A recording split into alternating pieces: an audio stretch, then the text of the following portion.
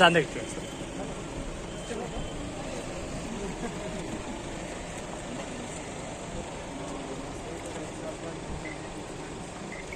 Okay sir.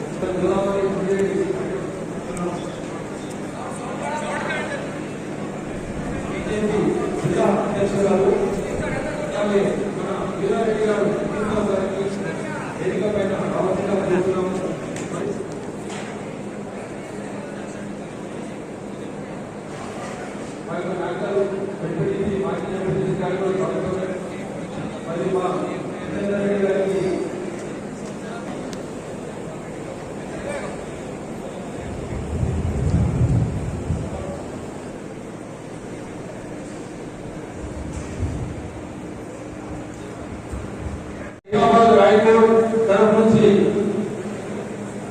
మన వెంకటేశ్వర రెడ్డి గారు సన్మానం చేస్తున్నారు.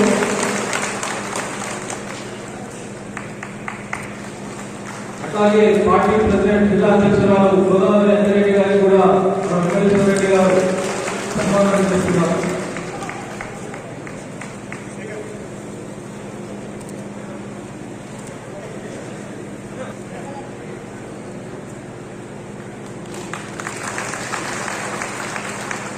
దీపారెడ్డి గారు డిసిసి చైర్మన్, జిల్లా చైర్మన్, మెదక్ జిల్లా మాజీ చైర్మన్ గారు की जमीन के ताल्लुक से से रवानगी के 1954 से हमारी कि भाई तुम्हारा औकात भी जमीन नहीं है और जो भी जमीन आपकी है अकेली जमीन है मतलब पूरे हमारे और क्या भी है कलेक्टर के पास भी गए, सीसीएल ऑफिस को भी गए और हर जगह भी गए हम। जो भी बात करें कहीं भी हमारे को कोई अपैया नहीं, कोई बात हमारे सपोर्ट की बात नहीं की है। तकरीबन 6 साल से जुड़े हम कि भाई यमारों के पास है धरना भी करे, करने का हमारा पूरा ध्यान रखेंगे। ये आपात की जमीन सोच कर बनाना था बनाटिस 9 लाख एकड़ जंगल, 4 लाख एकड़ जंगल था तो 9 लाख एकड़ कैसा बनाई? तहिराबाद के अंदर 13,000 एकड़ जमीन औकात में लिखा गया। कोई किसी बागीचा की नहीं है, ना किसी जागीरदार की जमीन नहीं है। 1954-55 के उससे पहले से रिकॉर्ड है हमारी सरकार 855 एकड़ जमीन लिख के रखी है। जरा सोचने की बात है, औकात की जमीन आप रखो, कैसा रखना है, आप कितना करना है, आदत से काम करो। ये नहीं कि औकात की जमीन है कि हमारी जमीन है, निकाल कर पत्थर रखे तो ये हमारा है, ये बोलने का हक नहीं है। हुकूमत के ताल्लुक से काम करना नहीं है, अपनी मर्जी से करे तो काम है। औकात की जमीन कितनी रही, आपके पास कितना था, आप कितना खाना खाते, हंसते हुए हैं, पूरे कार्यकार बैठे हुए हैं यहाँ पर। आज एक जरा मामूली तकलीफ नहीं, कोई जमीन खरीदा पर है, कोई कागज मुस्तकल से है। आज एक आदमी शादी करना बोले तो मामूली शादी करना बोले तो 8 लाख रुपये होना गरीब आदमी करे तो इसलिए आप खरीदना कैसे? हम सुनते आ रहे संसद का भी न्यूज सीधे रखो मैं, लेकिन कम से कम जमीन हम जहाँ भी जा रहे हम आपके पास ऐसे में रहा हम मेरठ के पार्टी गए, हर आदमी बोले जो रास्ता बताए बहुत साथ बुलाए, और आज तक हमारे को कोई आज तक कोई नहीं करे। हमारे CPM रामचंद्र साहब हमारा साथ होगी। MRO सुब्रमण्यम थे, उन्होंने आगे जनवाड़े से जाके पूरा रिकॉर्ड किया भाई हमारा ये औकात ही नहीं है कि यार तुम्हारा जमीन ये तुम्हारी पट्टे की जमीन होकर हमको रिकॉर्ड किया तुम्हारा बात मौजूद है, लेकिन हमारी बात तो सुनने वाला नहीं है। कलेक्टर के पास गए, हमारे 2 हाथ बन दिए भाई हमारे कोई नहीं सुनता। कलेक्टर के पास भी गए, वहां भी हमारी बात को ऐसा बहुत से साथ में पूछे आए हम। हमारे चंद्रशेखर रेड्डी साहब, अरविंद साहब और एडवोकेट सानिया साहब, एक 7-8 अध्यक्ष साथ फिरे, खाने को खाना नहीं, पानी को पानी नहीं। जैसा फिरे हम क्या तकलीफ में है वो भगवान जाने, हमारी जमीन का ताल्लुक है, मगर चौथा वालों का काम ये नहीं है।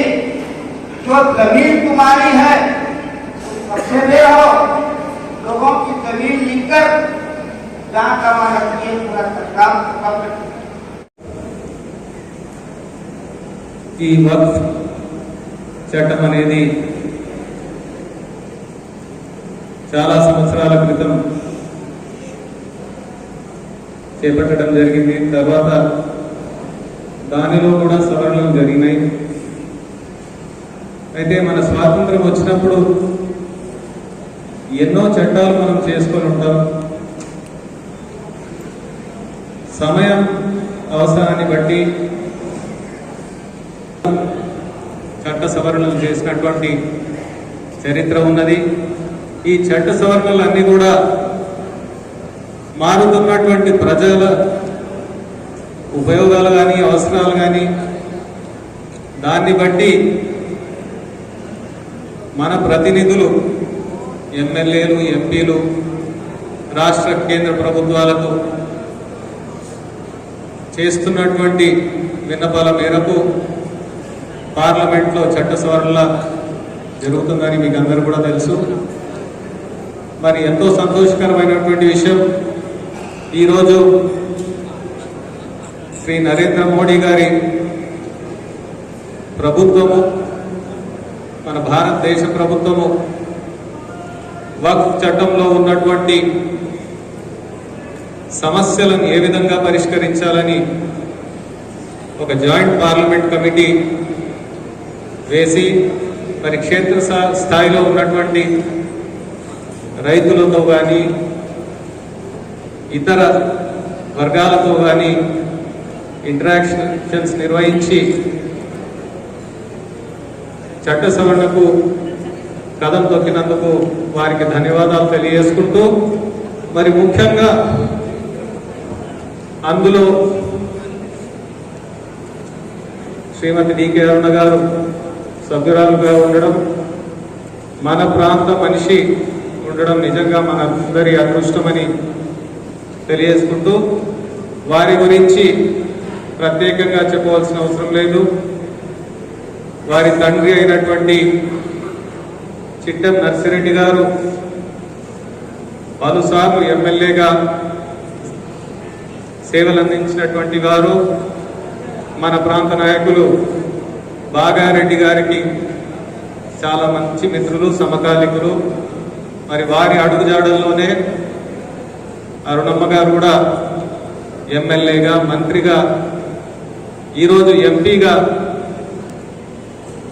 ఉంటూ వారి కుటుంబానికి దాదాపు 60 సంవత్సరాలు ప్రజల పక్షాన ఉండి ప్రజాక్షేత్రంలో ప్రజల సమస్యలు తీరుస్తూ ఉన్నటువంటి వారు కాబట్టి ఖచ్చితంగా మన సమస్యలన్నీ కూడా వారు పైన ఉన్నటువంటి ప్రభుత్వానికి తీసుకొని పోతారని పూర్తి నమ్మకంతో మరి ఇది మనందరి కూడా ఒక మంచి అవకాశం కాబట్టి మీ సమస్యలన్నీ కూడా మీరు చెప్పుకున్నారు. ఖచ్చితంగా మనకు మంచి రిజల్ట్ వస్తుందనే ఆశతోని ఇంత మంచి కార్యక్రమం నిర్వహించిన ఆర్గనైజర్స్కి, వచ్చినటువంటి రైతులందరూ కూడా మరోసారి ధన్యవాదాలు తెలియజేసుకుంటున్నాను. జై హింద్, జై భారత్. వారి యొక్క భూములు వక్స్బోర్డ్లో పోయి అని చెప్పి మరి అందరూ కూడా వెళ్ళి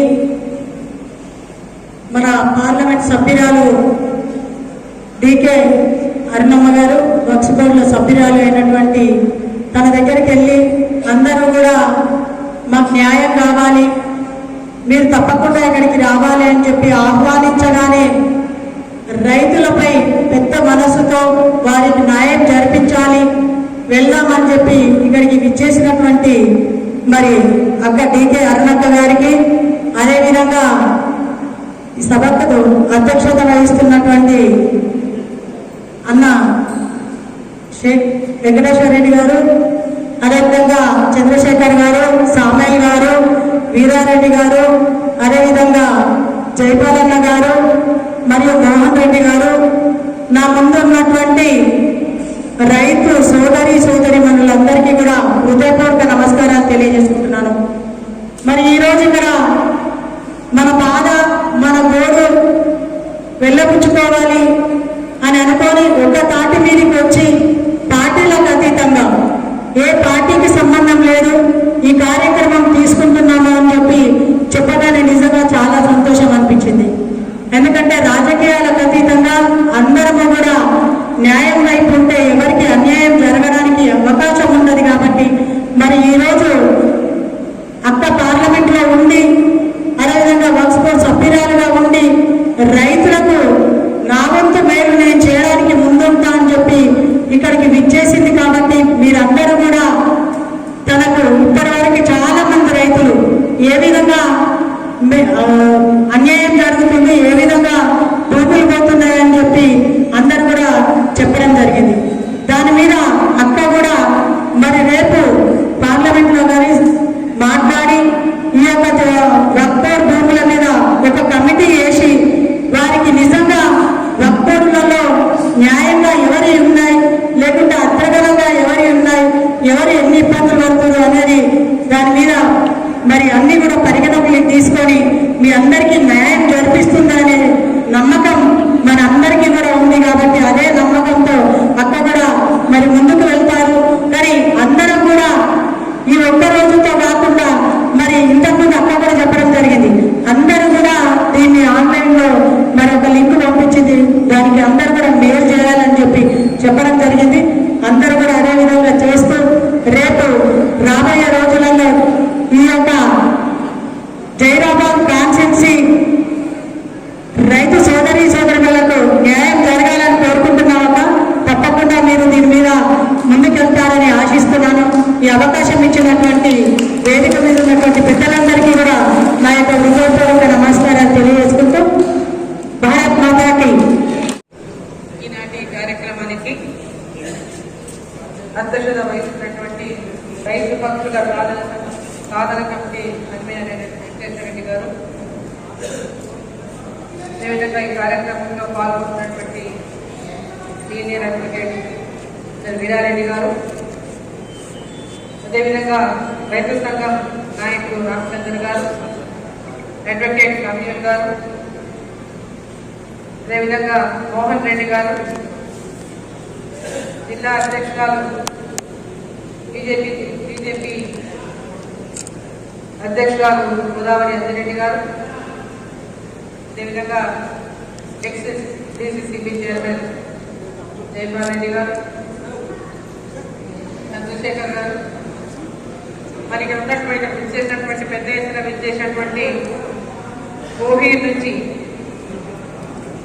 జైరాబాద్ నియోజకవర్గం అన్ని మండలాల నుంచి, కోహీర్ నుంచి, ఇచ్చిరేగడి నుంచి, గద్వార్ నుంచి, మాడివి నుంచి, ధనసిరి నుంచి, కవేలి నుంచి, మంత్రి నుంచి, కొండాపూర్ నుంచి, పటాన్చెరు, మరి రాయగఢ్ మండలాలకు చేసినటువంటి రైతు సోదరులకు, ఉన్నటువంటి రైతు అక్క చెల్లెళ్లకు, ఇక్కడ వచ్చినటువంటి అందరికీ మీడియా మిత్రులకు,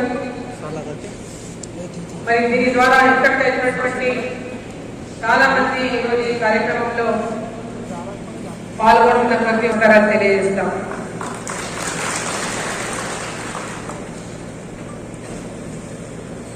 వక్ఫ్ యాక్ట్ 2024 అమెండ్మెంట్ బిల్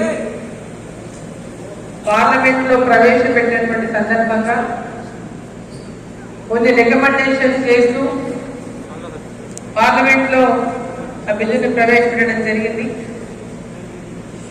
దాని తర్వాత అందరూ అభిప్రాయం తీసుకొని ఈ బిల్లును మళ్ళీ పార్లమెంట్ లో ప్రజెంట్ చేయాలని స్పీకర్ గారు జాయింట్ పార్లమెంట్ కమిటీని నియమించడం జరిగింది. ఆ కమిటీలో తెలంగాణ నుంచి మరి సభ్యురాలిగా నాకు ఆ కమిటీలో చోటు ఇవ్వడం జరిగింది. 21 మంది పార్లమెంటు సభ్యులు, 10 మంది రాజ్యసభ సభ్యులు. ఆ కమిటీలో 31 మంది సభ్యులు ఉంటారు. దాంట్లో తెలంగాణ నుంచి మరి నా పేరును నాకు అవకాశం రావడం జరిగింది ఆ కమిటీలో. మరి కమిటీలో అవకాశం వచ్చిన తర్వాత నేను తెలంగాణలో చాలా మందిలను రైతులు కలిసిండ్రు, అనేక రకాల సమస్యలు ఎదుర్కొంటున్నటువంటి ఇతర ప్రాపర్టీస్ పైన కూడా కొన్ని ఇష్యూస్ పెట్టిన వాళ్ళు కలిసిండ్రు. హైదరాబాద్ నగరం నుంచి కూడా, మహేశ్వరం నుంచి, కోడుపల్లి నుంచి, మహబూబ్ నగర్ నుంచి, వివిధ జిల్లాల నుంచి కూడా పెద్ద ఎత్తున రిప్రజెంటేషన్ తీసుకొని కలవడం జరిగింది. జైరాబాద్ నుంచి పెద్ద ఎత్తున, కోవిడ్ నుంచి, అదేవిధంగా వివిధ మండలాల నుంచి అంతా కూడా చాలా పెద్ద ఎత్తున 4 సార్లు వచ్చినారు. వారి సమస్యలు తెలపడానికి జేపీసీ ముందు వారి సమస్యలు తీసుకెళ్లాలని, మరి మేము పడుతున్నటువంటి ఇబ్బందులు జేపీసీకి మీరు తెలపాలని, మరి ఈ అమెండ్మెంట్స్ లో మాకు ఎవరైతే ఈ సమస్యలు వక్ఫ్ ద్వారా ఎదుర్కొంటున్నామో ఆ సమస్యల పట్ల సమస్య పరిష్కారం అయ్యే విధంగా మా యొక్క వాదనని ముఖ్యాలని చెప్పి వాళ్ళు చూడడం జరిగింది. వారికంతా చెప్పిన నా వాదనని రిప్రజెంటేషన్ తప్పకుండా జేపీసీలో వినిపిస్తా, జేపీసీలో మీ అందరి యొక్క ఆలోచన వారి ముందు కూడా పెడతా. రిప్రజెంటేషన్ కూడా మరి జేపీసీ చైర్మన్ కి కమిటీకి ఇవ్వడం జరుగుతుందని చెప్పిన ప్రజెంట్ కూడా చేశారు. అదేవిధంగా ఇప్పుడు అందరికీ మెయిల్ ఇచ్చినటువంటి అవకాశం కూడా జేపీసీ కల్పిస్తుంది. ఇదేదో మా 30 మంది సభ్యుల అభిప్రాయం తీసుకొని రాసేసుకొని చేసినటువంటి కాకుండా ఇది దేశంలో ఉన్నటువంటి వివిధ రాష్ట్రాల్లో ఈ కంపెనీ పర్యటిస్తుంది. మన రాష్ట్రంలో కూడా ఈ నెలాఖరులో పర్యటించినటువంటి అవకాశం ఉంది. మళ్ళీ ఈ నెల 18, 19, 20 ఢిల్లీలో సమావేశాలు ఉన్నాయి. ఆ తర్వాత నెక్స్ట్ మీటింగ్ వచ్చి వివిధ రాష్ట్రాల్లో కూడా ఈ కమిటీ పర్యటిస్తుంది. అక్కడ వాళ్ళ సలహాలు తీసుకుంటుంది, సూచనలు తీసుకుంటుంది.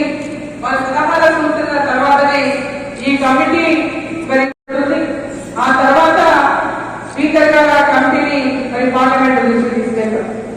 మరి ఇక్కడ మీరందరూ నా దగ్గరకు వచ్చినప్పుడు చాలా మంది ఇంతమంది రాలేదు అక్కడ, కాబట్టి ముఖ్యమైన వాళ్ళందరూ వచ్చేది అక్కడ. ముఖ్యమైన వాళ్ళందరూ వచ్చి ఇంతమంది మీరు చెప్పినట్టు మేము ఎప్పటి నుంచో ఆ తాత నుంచి మేము ఈ భూముల్లో పొజిషన్ లో ఉన్నాం.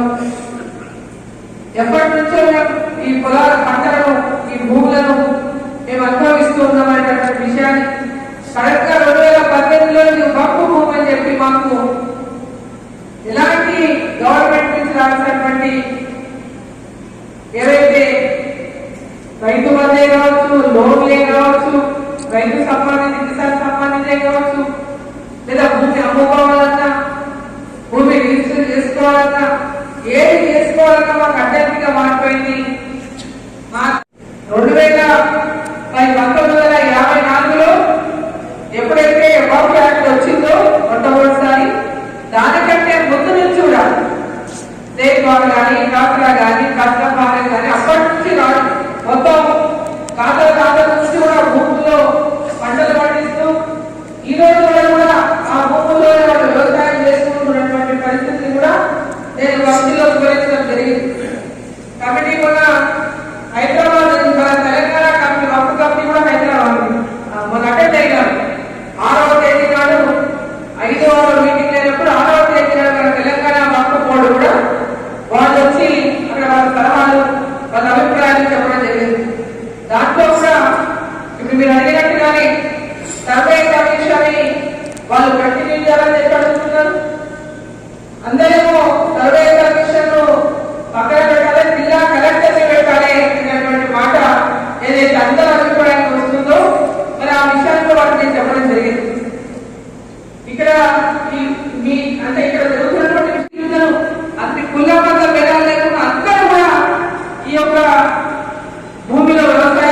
చేస్తున్నారు. దాదాపు 80,000 ఎకరాల భూమి తెలంగాణలో ఈరోజు వక్ఫ్లో ఉంది. దాంట్లో అగ్రికల్చర్ అంటే ఎక్కువ ఉంది. దాంట్లో 77,000 ఎకరాల అగ్రికల్చర్ వ్యవసాయ భూమి ఈరోజు వక్ఫ్లో ఉన్నది. మరి దానికి సంబంధించి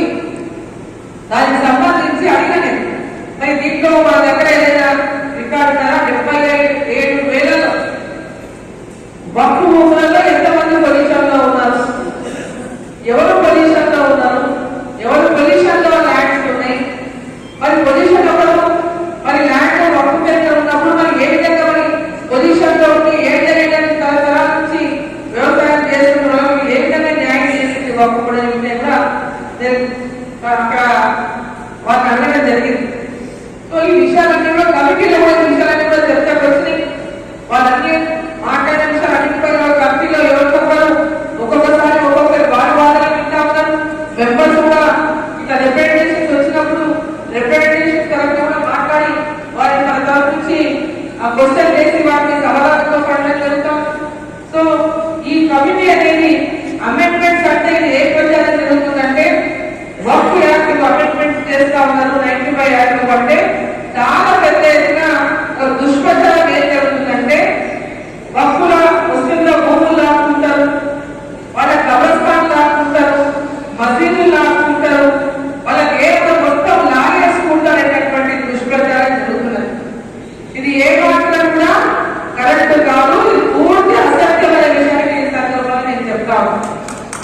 ఈ అమెండ్మెంట్ అనేది కేవలం వక్ఫ్ యాక్ట్ 54 తర్వాత 95 వచ్చింది. 95 తర్వాత 2013 లో కొన్ని పూర్తి హక్కులు కల్పించినారు వక్ఫ్కి.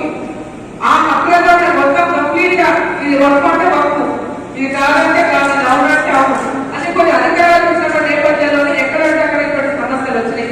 ఈ సమస్యలను ఎట్లా పరిష్కారం చేసుకోవాలి? వక్ఫ్ భూములను ఎవరు ఉంచుకోరు. ఏదైతే భారతీయ జనతా పార్టీ ఎన్డీఏ ప్రభుత్వం అధికారంలో ఉంది కాబట్టి ఇదేదో ముస్లింలకు వ్యతిరేకంగా చేస్తా ఉన్నటువంటి ఒక ప్రచారం ప్రత్యేకంగా తీసుకెళ్లేటువంటి ప్రయత్నం చేస్తా ఉన్నారు కొందరు. అది ఏ మాత్రం కూడా వాస్తవం కాదని ఈ సందర్భాన్ని మీకు అందరికీ తెలియజేస్తున్నాను. ముస్లిం సోదరులు పేదవాళ్ళు ఎంతో మంది పేద ముస్లింలు ఉన్నారు, పేద బట్టలు చేస్తున్నటువంటి మహిళలు ముస్లిం మహిళలు ఉన్నారు, పేద పిల్లలు ఉన్నారు. ఇక్కడ ఈ యొక్క వక్ఫ్ చట్టం ద్వారా, ఈ యొక్క అమెండ్మెంట్స్ ద్వారా ఈ వక్ఫ్ చట్టంలో ప్రతి ఒక్కరికి న్యాయం జరగడానికి ఏ ఉద్దేశంతో అయితే వక్ఫ్ చేసిందో ఆ యొక్క ఉద్దేశం నెరవేరిందా లేదా, ఆ ఉద్దేశం నెరవేరడానికి ఏ విధంగా ముందుకెళ్ళాలనేటువంటి ఒక ఆలోచనతోనే ఈ అమెండ్మెంట్స్ రికమెండ్ చేసింది ఎన్డీఏ గవర్నమెంట్. ఇక ఎలాంటి కులానికి కానీ మతానికి కానీ దేనికి కూడా సంబంధం లేదనే విషయాన్ని సందర్భంగా నేను తెలియజేస్తా ఉన్నాను. ఇది నేను నిన్న మన సోషల్ మీడియాలో చూస్తాను.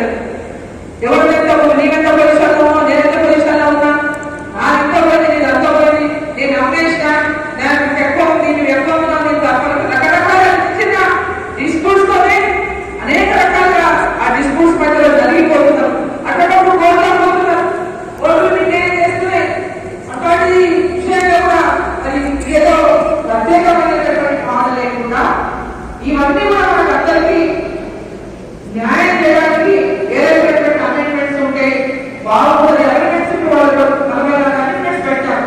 దాంట్లో ఇంకా సలహాలు ఉంటుందేమో చేయొచ్చు.